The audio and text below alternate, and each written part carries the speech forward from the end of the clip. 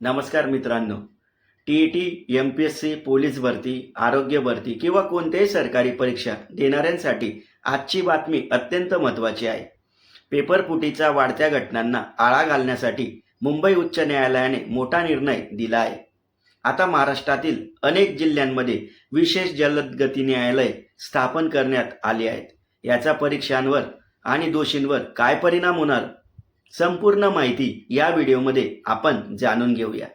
नमस्कार मित्रांनो, मी महेश पाटील आणि आपण पाहत आहात पाटील हब यूट्यूब चॅनेल.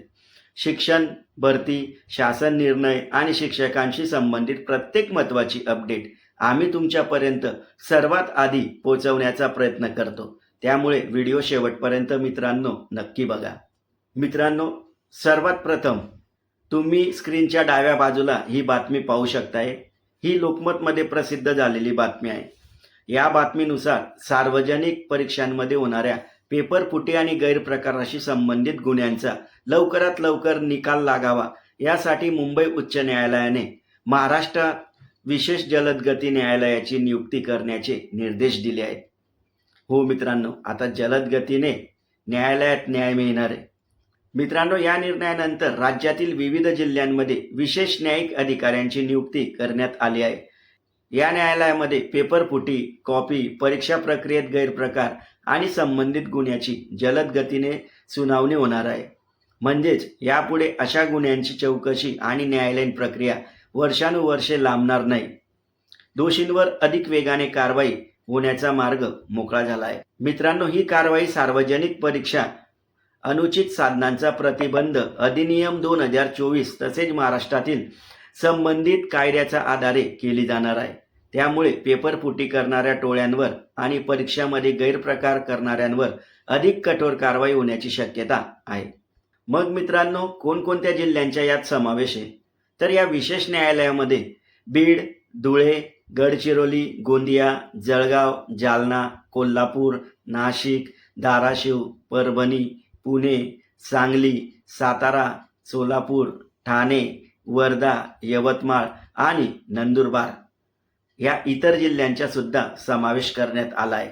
म्हणजेच राज्यातील बहुतांश महत्त्वाच्या जिल्ह्यांमध्ये आता पेपरफुटीच्या प्रकरणाची जलद सुनावणी होणार आहे. यामुळे प्रामाणिक अभ्यास करणाऱ्या लाखो विद्यार्थ्यांचा विश्वास आणखी मजबूत होईल.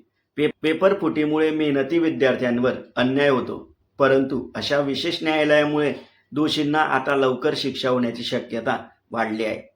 सरकारी भरती आणि स्पर्धा परीक्षाची पारदर्शकता वाढवण्यासाठी हा निर्णय महत्त्वाचा मानला जातोय.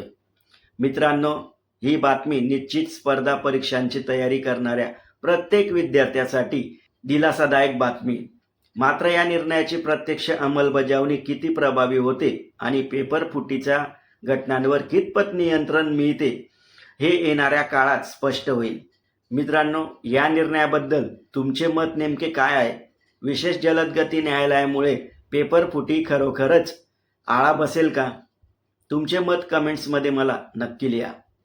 व्हिडिओ उपयुक्त वाटला असेल तर व्हिडिओला लाईक जरूर करा. आपल्या मित्रांसोबत हा व्हिडिओ शेअर करा आणि अशाच शिक्षण, भरती आणि शासनाचा महत्त्वाचा अपडेटसाठी Patil hub YouTube channel subscribe करून खाली दिलेलं बेल आयकॉन बटन सुद्धा प्रेस करायला विसरू नका. मित्रांनो, आणि त्याच पद्धतीने व्हिडिओला जर हाईप केलं तर मित्रांनो एक हाईप जरूर द्या. मित्रांनो, लवकरच पुढच्या व्हिडिओमध्ये भेटू. तोवर जय हिंद, जय महाराष्ट्र.